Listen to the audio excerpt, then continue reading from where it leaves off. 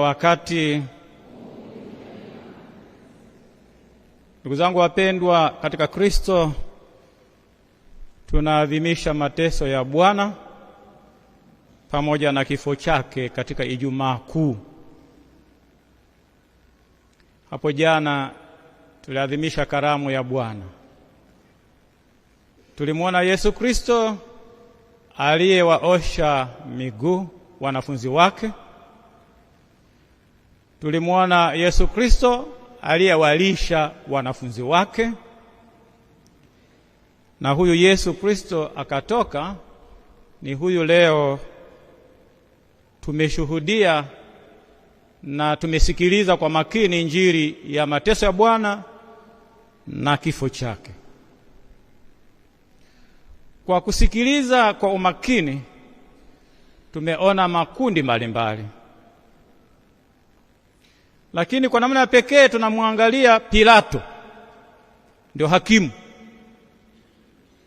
katika kesi ile. Na wakati huo huo upande mwingine wale mashabiki ambao wanamzushia Yesu. Kwa Pilato kama hakimu na wale makundi mbalimbali asulubiwe, na wale viongozi ambako Yesu alipelekwa. Ndio maana tunapotafakari siku ya leo, alikosa nini? Alifanya nini? Ule uzushi waliomsemea, na huyu hakimu nini kilimpata? Kwa nini alihukumu hivyo? Kuna maneno ambayo tumeyaona pale, uoga, na hasa anapoambiwa wewe usipofanya hivi wewe si rafiki wa Kaisari. Akaogopa sana. Kwa uoga ule anahukumu asulubiwe mtu asiye na hatia. Tunapofuatilia makundi hayo na tunapofuatilia walivyomzushia Kristo na tunapomwangalia Kristo alivyoteseka, kila mmoja wetu hapa anatafakari yuko upande gani, akifananisha maisha yake na makundi hayo. Anamtetea Yesu au anasema sulubiwe? Si kusema kwamba asitaka sulubiwe, maisha ninayo yaishi, niko upande gani? Asulubiwe au namtetea na kumshuhudia kwamba hana hatia lakini amekufa kwa ajili yangu? Kwa hilo linatualika sisi tutafakari na kutathmini maisha yetu na kufananisha maisha yetu kama wafuasi wake, namna gani tunavyoishi. Lakini ningeomba pamoja na ninyi tutafakari swali zuri ambalo ni swali ni la kifarusafa, lakini vile vile swali hili linautesa ulimwengu na linaleta uhasama kiasi kwamba watu waelewani. Ni Pilato mwenyewe aliuliza ile swali kwa Yesu. Ukweli ni kitu gani? Ukisimamishwa hapa kwa mfano mbele ya vyombo vya habari hivi ambavyo wanachukua yote haya, ueleze ukweli ni kitu gani? Pilato alisema ukweli ni kitu gani? Kaishi hapa. Sasa alimuuliza Yesu, alisubiria amweleze? Alienda kule kutafuta mambo mengine. Lakini kadiri ya tafakari yangu, ukweli ni uhalisia wa mambo yalivyo, na sio kama tunavyotaka yawe. Uhalisia wa mambo yalivyo, na sio kama tunavyotaka yawe. Ni ukweli kwamba tutakufa. Hata usiposimulia, hata ukijidai, au ukijivuna, au ukisema nina mali nyingi, ukaona kwamba wengine hawana maana, utakufa tu. Ni ukweli. Sio kama unavyotaka wewe kwamba nakula vizuri, nalala pazuri. Wakati unaelekea kufa, hayo yote utayaacha. Utapenda ukalale kwenye vumbi ambako utazikwa huko, wakati homa na ugonjwa unakuzidia. Na ni ukweli kwamba dunia ndiyo inalizunguka jua na sio jua linalizunguka dunia, ambapo kwa maneno ya kitaalamu tunaelezea heliocentric na sio geocentric. Zamani waliamini geocentric, kwamba ni jua linazunguka dunia. Kwa hiyo linatoka mashariki linaenda magharibi, kwa hiyo linatokea huku linaenda huku. Lakini ni heliocentric.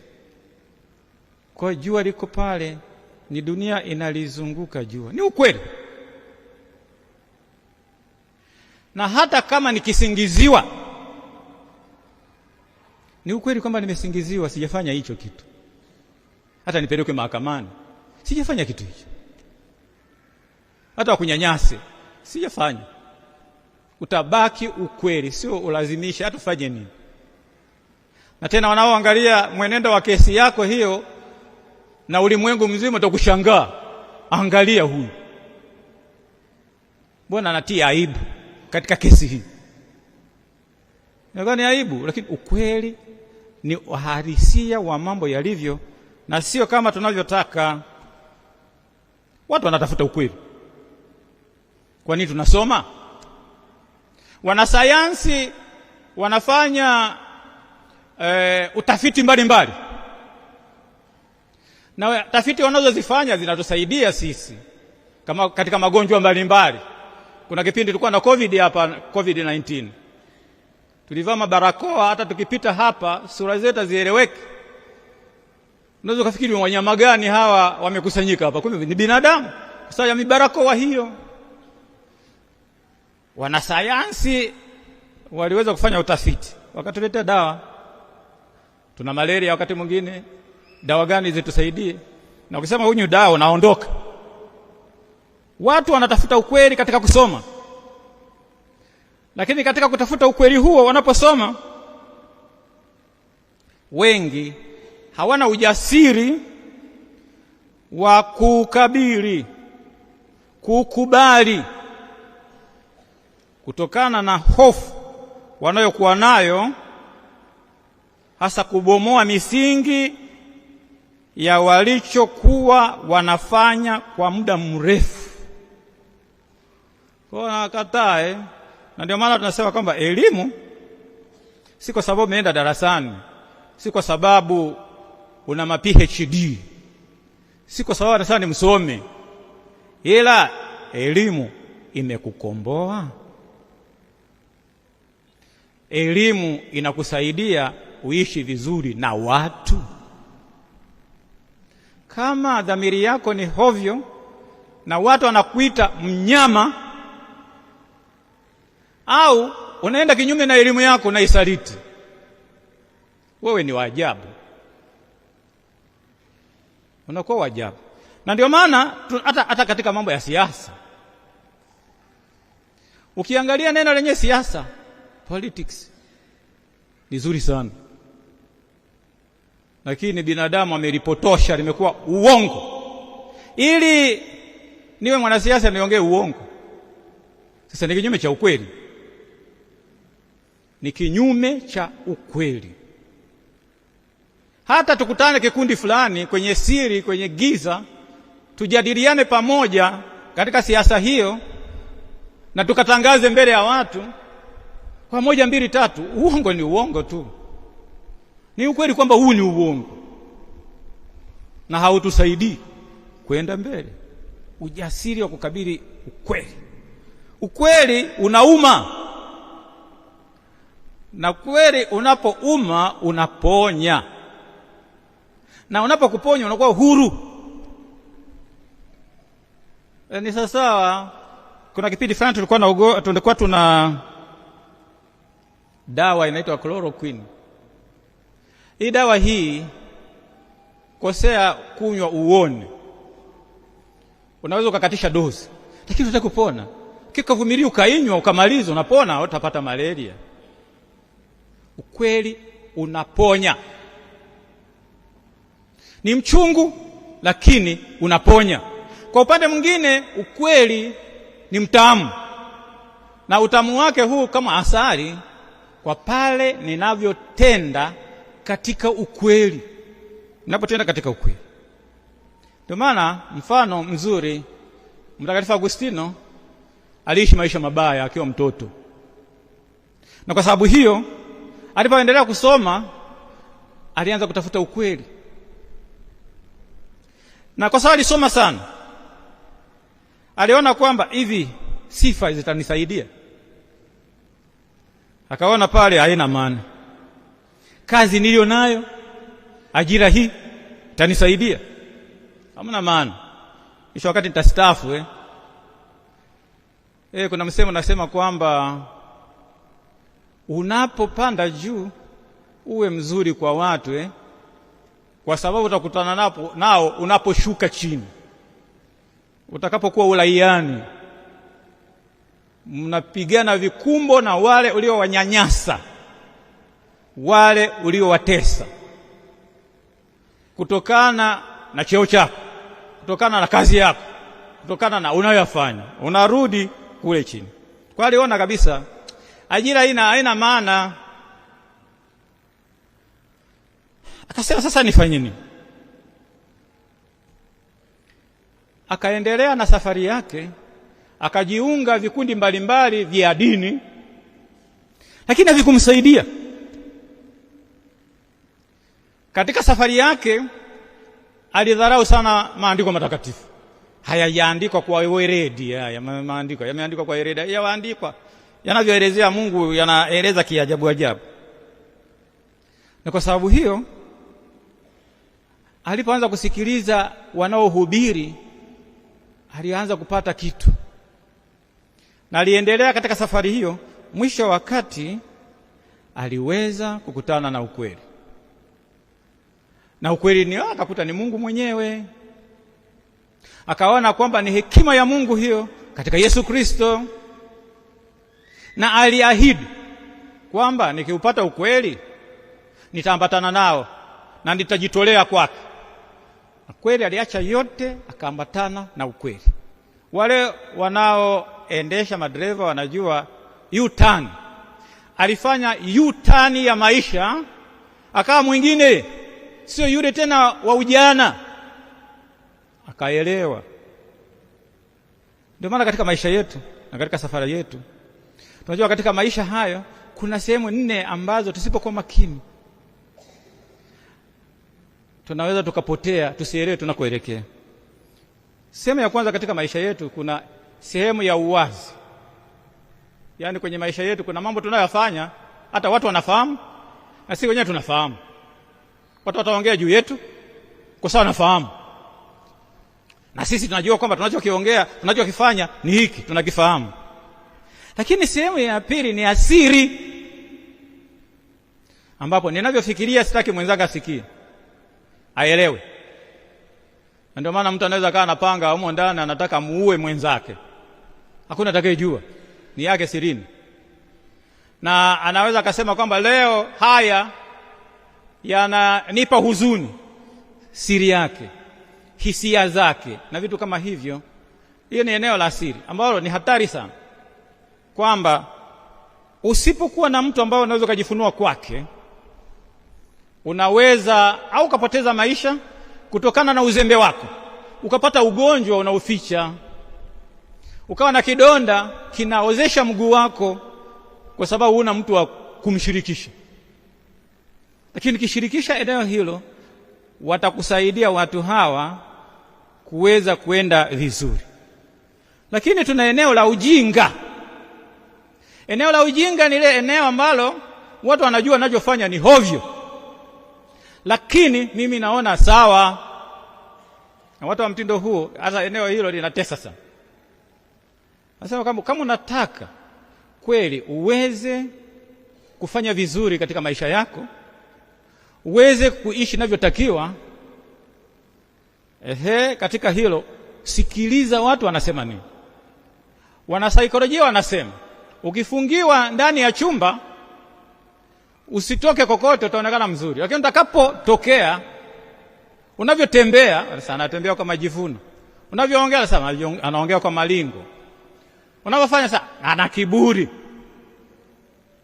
Na katika maoni hayo yatakusaidia wewe kupona, yatakusaidia wewe kuwa bora zaidi. Na ndio maana tunahitaji watu kusikiliza. Watu wanapokuambia wewe umekosea, usiwashambulie. Lakini mwanadamu wa leo ni mgumu sana. Anapenda kusikia yale anayotaka kusikia. Na ndio maana akisifiwa anaona ni kweli yeye. Hata kama alikuwa na pesa fulani na nini atazitoa zawadi. Na ndio maana katika eneo hilo tunazalisha michawa mingi. Michawa mingi. Katika michawa hiyo inaishi katika eneo lile ambalo halitakusaidia. Ni kutokana tu na hela yako, ni kutokana na wadhifa wako, ndio maana yako hivi. Ukishaacha wadhifa huo, hayana habari na wewe tena. Yataanza kusema nilikuwa nafanya 1 2 3 kwa ajili ya kuhifadhi wadhifa wangu. Nilikuwa nafanya 1 2 3 lakini hawakusaidii chochote. Ndio maana eneo hilo linahitaji sana kusikiliza watu wanasema nini. Ndio maana tunasema kwa tunajitathmini wenyewe wakati mwingine. Hata wakati mwingine mwanafunzi na mwalimu, ili mwalimu ajue kwamba anafanya vizuri, agawe makaratasi watu wafanye evaluation, watathmini mwenendo wake. Zote tujui, hatutaki. Tunataka sifa tu. Sasa sisi sio Mungu. Na ndio maana sisi ni binadamu, tunahitaji sana wenzetu. Tunawategemea wenzetu, ushauri wao. Wanapotukosoa wanatupenda. Sio kama wanatudharau, wanatupenda sana. Na kama kweli wanatupenda, tutafanya vizuri. Lakini kama tunawazuia wasitukosoe hovyo, tutafanya hovyo na tutaweka historia ya ajabu katika dunia hii. Kwa sababu tutakuwa tunaishi tulivyo. Tumejificha kama kobe anapoona hatari anajificha ndani. Tuko kwenye jumba. Na tunaona utawala huu wa kwetu wa kwenye jumba ndio wenyewe, lakini hatupo tayari kutokea na kuwaona wenzetu kwa haraka na kuwakaribisha katika maisha yetu. Hili ni tatizo la mwanadamu wa leo. Ukisoma kitabu cha nabii Amosi sura ya 7 aya ya 10 mpaka 17, hasa pale ambapo Amosi anaanza kazi. Na nabii Amosi tunasema huyu ni kama nabii wa haki. Alianzia kule katika ufalme wa kaskazini. Kisoma eneo hilo, Amos ameongea ukweli kuhusu Betheli. Betheli ni kama ndio eneo la mfalme, anasema ni takatifu, lakini pale wanaabudu miungu. Na hii inahatarisha kwa watu wa Israeli, taifa takatifu lililoteuliwa, na wamefanya agano, wanaenda kinyume na agano la Mungu. Kwa hiyo nabii Amos anasema hiki kinachofanyika hapa ni hovyo, na ninyi huyu Yeroboamu huyu ambaye ndio mfalme atauawa kwa upanga, na taifa hili litachukuliwa litaenda uhamishoni. Kuna jamaa alikuwa anaitwa Amazia, ndio kuhani mkuu wa eneo hilo la Betheli. Ameenda kama kawaida, na yeye alikuwa ni chawa wa mfalme Yeroboamu. Amos hana nia njema na wewe. Amesema eti utauawa. Akasema na taifa hili litachukuliwa litaenda utumwani. Akamwendea Amos, nenda kwako kule kusini, mfalme wa kusini, Yuda. huko ndio ukatabiri, huko ndio kale mkate wako kule. Na hili tatizo linatutesa mpaka leo. Wakina Amazia wengi tu, machawa hao ambao wanaharibu nchi yetu, ambao wanafanya tuende tudidimie badala ya kupanda. Lakini tunamwangalia Pilato na Yesu. Yesu anamjibu, anamwambia Pilato, mimi nimekuja duniani kushuhudia ukweli, na walio wa ukweli watasikia sauti yangu. Anamwambia hivi, kweli kitu gani?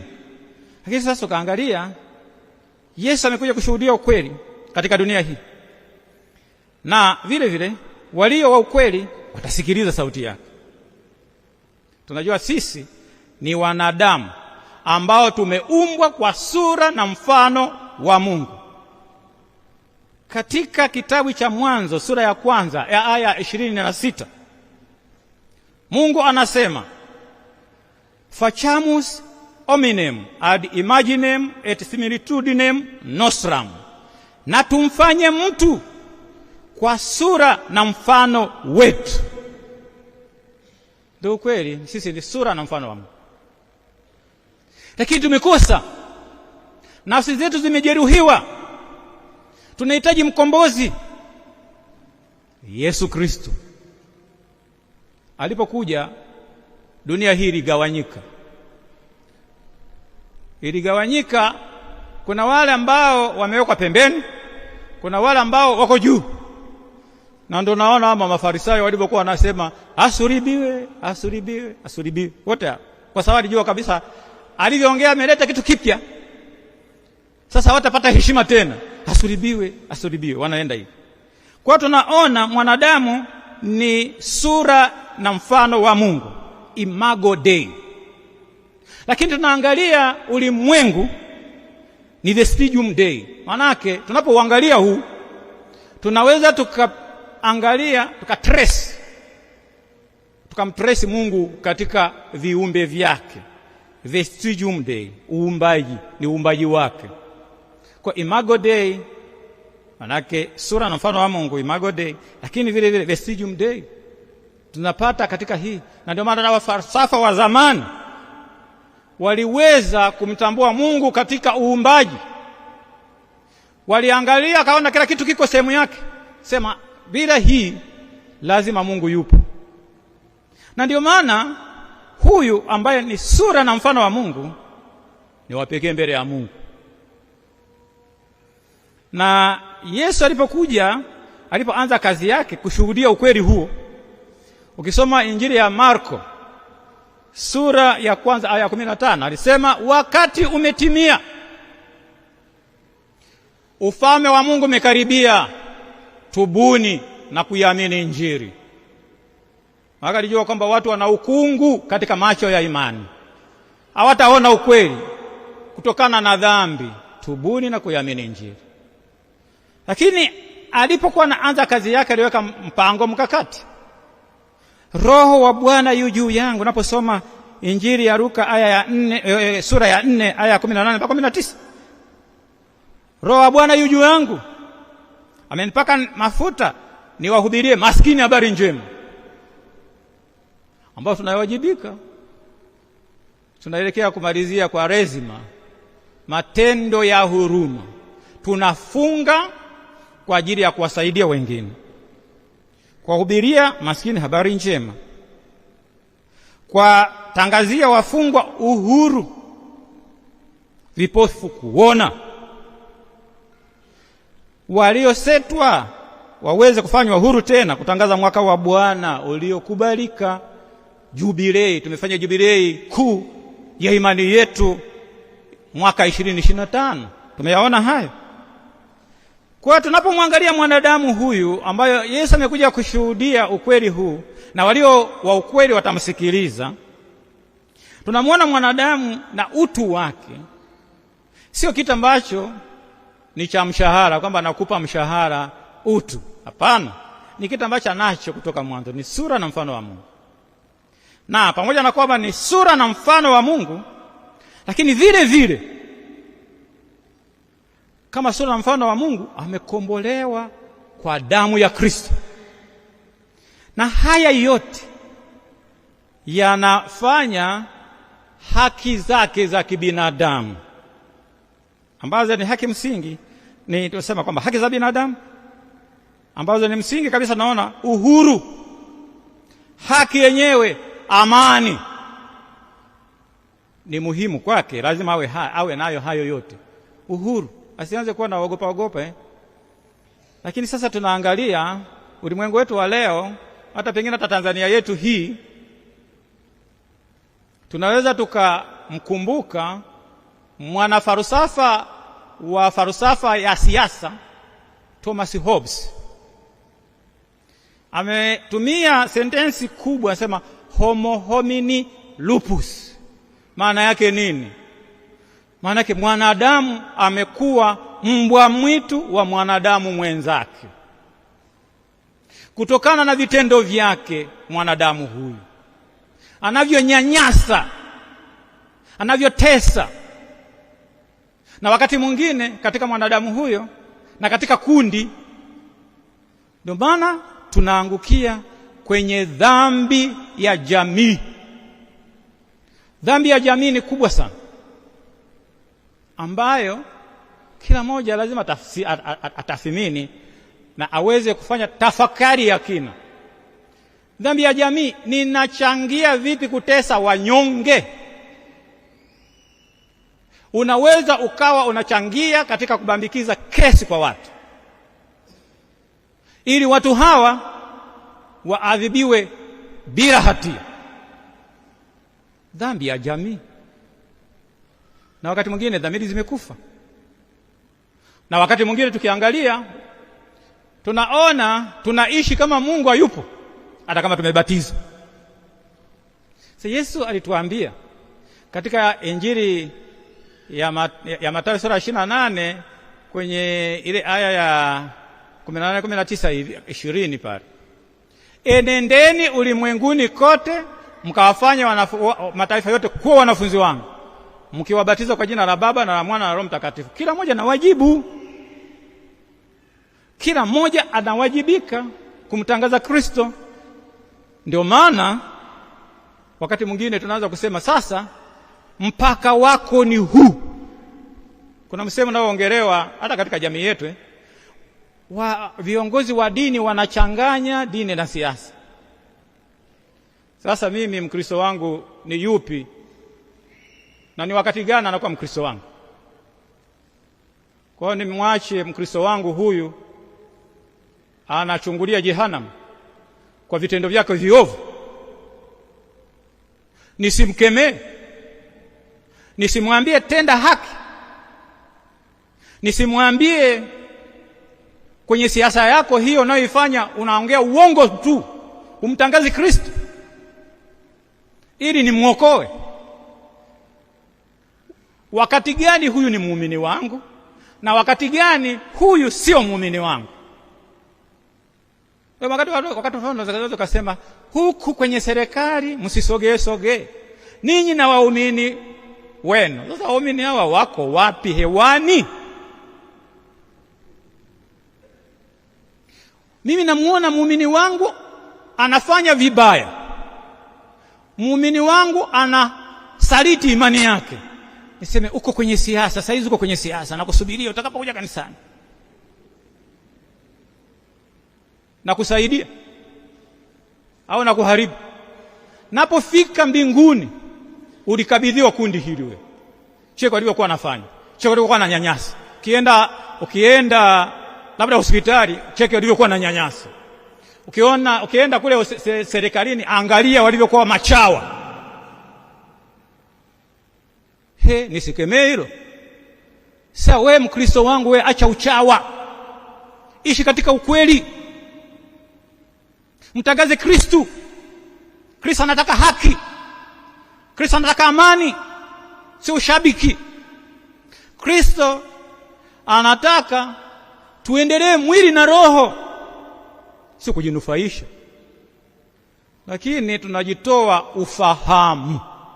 Na katika kujitoa ufahamu huku tunaona kwamba mwanadamu huyu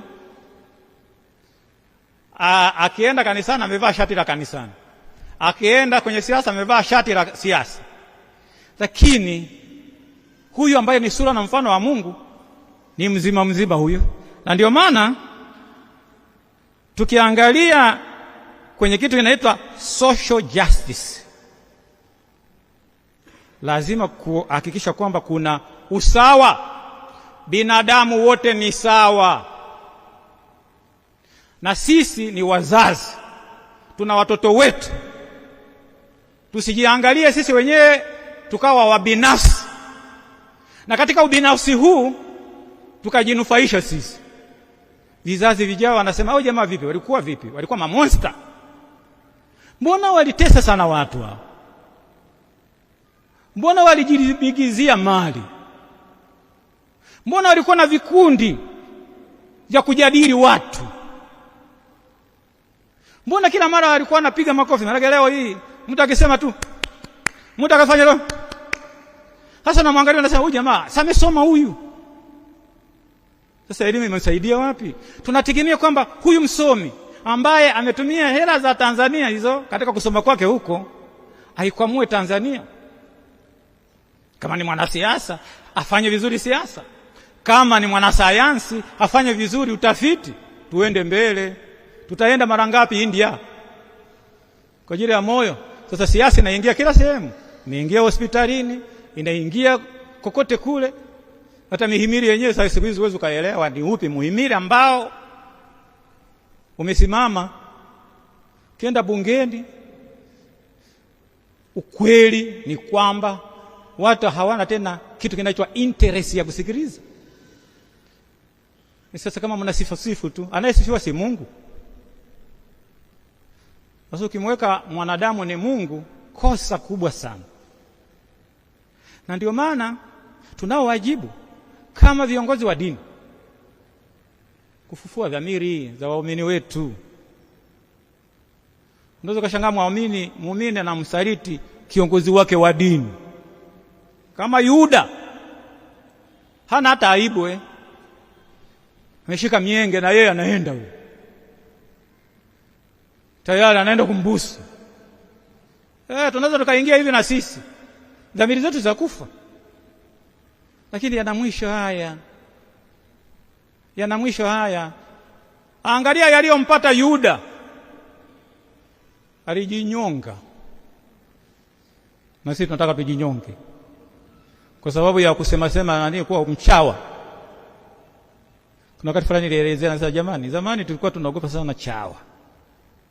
Tena ukionekana wewe una chawa unakimbiwa, sio kaniambukiza.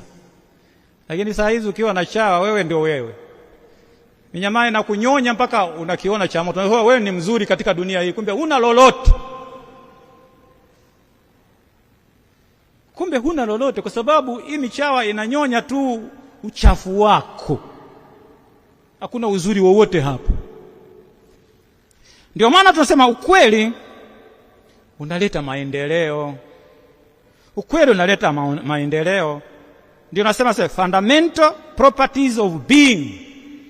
Vitu muhimu vya kiumbe ni ukweli, ni wema, ni uzuri, ni umoja. Verum bonum pulcrum unum. Na vyote vinavyoongelewa kwa lugha ya kitaalamu tunasema ni ontological truth, ontological goodness, ontological beauty, ontological unity. Huyu moja. Kwa hiyo ninapomwangalia mwanadamu huyu nivione vyote hivi: truth, ukweli, goodness, wema, beauty, uzuri, unity, umoja. Na vyote hivi vina mwelekea muumba ambaye ndio ukweli wenyewe, ndio wema wenyewe, ndio uzuri wenyewe, ndio umoja wenyewe. Vinamwelekea huyu. Na sasa kama inaleta maendeleo, ndio maana tutarudi nyuma sana kama tukiendekeza uchawa. Kama tuambizani ukweli, tutarudi nyuma sana, na mataifa mengine watatuzomea sana. Kama tunaenda tukawa na kitu ambacho kinaitwa critical mind, tukiambizana ukweli, tutasonga mbele. Lakini kama tutasifiana tu, tunapotea. Hatuitakii vema nchi yetu, na hatuwatakii mema watoto wetu na wajukuu zetu. Hatujalelewa hivyo sisi. Tena Mwafrika aliye Mwafrika kweli kweli, tumelelewa vizuri sana. Sasa hizi tunapoteza. Sisi kwa kama sasa elimu sijui iko wapi, sijui, ndio maana ushirikina umejaa. Ukienda kwenye njia panda, sehemu ambako kuna masitu wanapasua huko nazi mpaka zinalia. Zingekuwa zinalia sasa, jamani, mmezidi kutupasua. Usiku wa manane kuagua tu, ambapo elimu sasa imetukomboa wapi sasa? Mambo haya tunaona kama mchezo, lakini tunakoelekea sio kuzuri. Mwisho wakati tukae, tujitathmini, tuambizane ukweli na tuumeze ukweli huu. Unauma, utatuponya. Lakini kama tunajidai sisi ni sisi, tunapotea sana na tutaelekea kubaya. Na matokeo yake ndio maana tutakuwa na mayuda mengi. Kivuli la Yuda linatuzunguka sana. Unaona, unaweza kutumwa wewe ukaniwekee sumu, ukaniwekea kweli kweli, kwa sababu umetumwa, umepata vipande vya fedha. Halafu nakufa mimi, halafu itakusaidia nini wewe na familia yako? Hivyo vipesa vyako utamaliza, halafu unaelekea wapi? Kwa lazima tuwe makini, lazima tuangalie, lazima tujitathmini. Tusiwe ni watu wa kulalamika. Leo hii tunalalamika sana, ni kwa sababu tunakwepa ukweli. Tunalalamika, viongozi wanalalamika, watu wa kawaida wanalalamika. Mila zetu za Kiafrika si kawaida. Mtu anakufa leo na shangilia, si kawaida. Tunalia, tena unalia mpaka wanakubeba. Lakini leo watu wanashangilia. Tunapoliona hilo, viongozi wanalalamika na wote tunalalamika, bila kuangalia nini kimetufikisha hapo.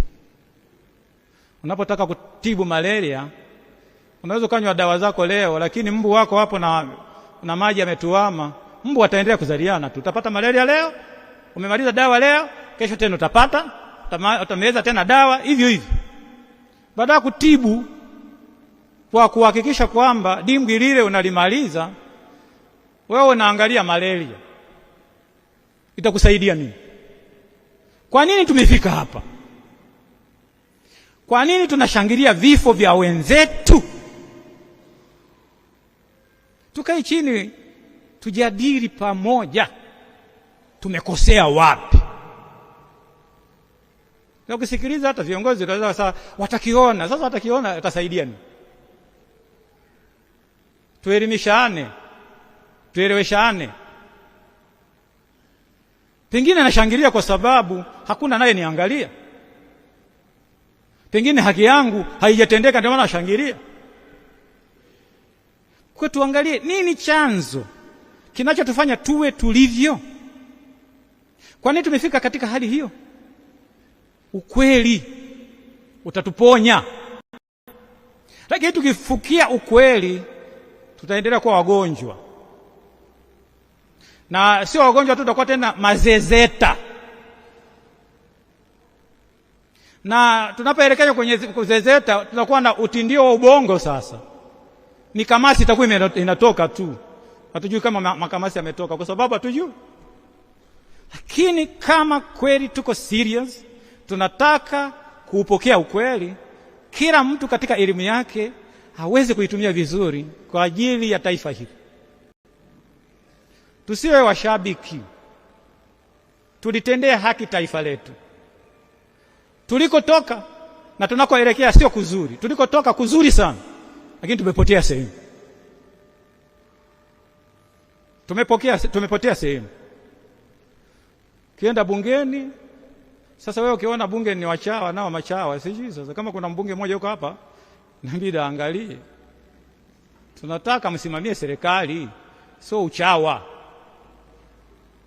Wakati ule kulikuwa na kuwajibishana. Na katika historia tuliona watu wamewajibishwa kwa kuambiwa ukweli na waachie ngazi zao.